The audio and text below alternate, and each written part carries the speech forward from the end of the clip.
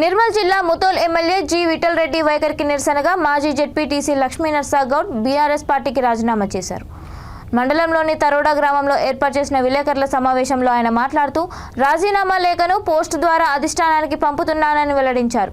గత 3 పర్యాయాలుగా పోటీ చేసిన ఎమ్మెల్యేకి తాము పూర్తిగా సహకరించామని, సీనియర్ నాయకులు కార్యకర్తలను ఆయన ఏమాత్రం పట్టించుకోకపోవడంతోనే రాజీనామా చేయాల్సి వచ్చిందని పేర్కొన్నారు. సీనియర్ నాయకులు కార్యకర్తలు సైతం ఎమ్మెల్యే వైఖరిపై అసంతృప్తిగా ఉన్నారని వెల్లడించారు.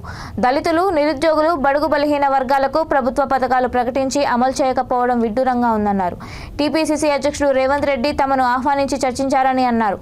ఆగస్టు 5 లోపు నాయకులు కార్యకర్తలతో చర్చించి ఏ పార్టీలో చేరాలి అనే విషయంపై ప్రకటన చేస్తానని అన్నారు.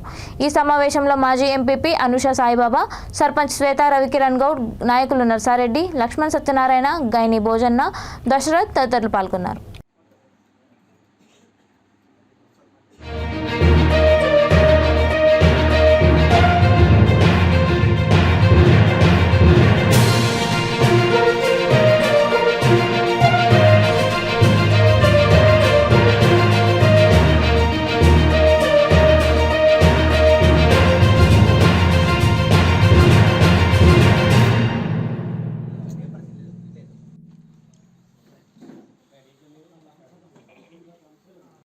గెలవడం జరిగింది.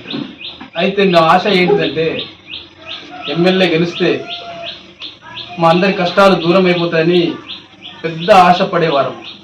ఆ విధంగా భావించి ఎన్నో అతనికి దగ్గర ఉండి ఎంతో కష్టపడడం జరిగింది. అయితే అతను చివరికి ఏం చేసిందంటే మమ్మల్ని మర్చిపోవడం జరిగింది. మాలాంటి సీనియర్ కార్యకర్తలందరినీ విడిచిపెట్టి కొత్త కార్యకర్తలను పట్టుకొని పని చేయించుకోవడం జరుగుతుంది. అది చాలా బాధాకరం. ఎందుకంటే మేము కష్టపడ్డలనే మర్చిపోతున్నాడు. ఆ విధంగా చేస్తున్నాడని దానికి బాధపడి మేము నేడు ఈ నిర్ణయం తీసుకోవడం జరిగింది. ఏంటంటే మేము పార్టీకి సభ్యత్వానికి, టీఆర్ఎస్ పార్టీకి సభ్యత్వానికి రాజీనామా సమర్పిస్తున్నాము. అతనికి ఆ రాజీనామా పత్రాన్ని పోస్ట్ ద్వారా పంపిస్తున్నాము. ఇప్పుడు మరియు మీరు విలేకరులు, మీడియా వారు అందరికి కూడా నేను ఈ సభాముఖంగా తెలియజేయడం ఏంటంటే వచ్చి మీరు ఈ కార్యక్రమంలో వచ్చి పాల్గొన్నందుకు మీ అందరికీ నేను ధన్యవాదాలు తెలియజేస్తున్నాను. మరి ఇంకొక సంగతి ఏంటంటే ప్రభుత్వం కూడా, నేను కూడా టీఆర్ఎస్లో పనిచేశాను, కానీ ఎన్నో పథకాలు చెప్పడం జరిగింది ప్రజలకు. ఆ పథకాలను పూర్తిగా విస్మరించడం జరిగింది. ఏదైతే దళితుడికి 3 ఎకరాల భూమి అన్నారు, అది కూడా ఇవ్వలేదు.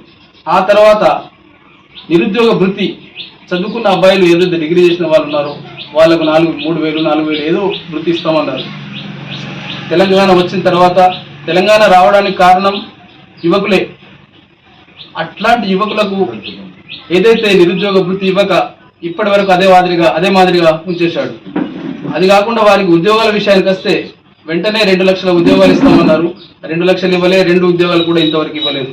కాబట్టి ఈ ప్రభుత్వం అదే విధంగా ఇంకో విషయం ఏంటంటే దళిత బంధు అనేది ఎక్కడో హుజరాబాద్లో ప్రారంభించారు.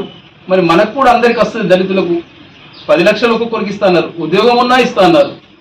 ఉద్యోగం ఉంటే ఏం అవసరం లేదు, ఉద్యోగం లేని వాళ్ళకని ఇవ్వాలి. కనీసం ఎక్కడిచ్చారు? మన తాలూకులో కేవలం అక్కడక్కడ కొన్ని గ్రామాలకి ఇచ్చారు. ఆ కొన్ని గ్రామాలకు ఇస్తే మిగతా 90% మందికి అందలేదు.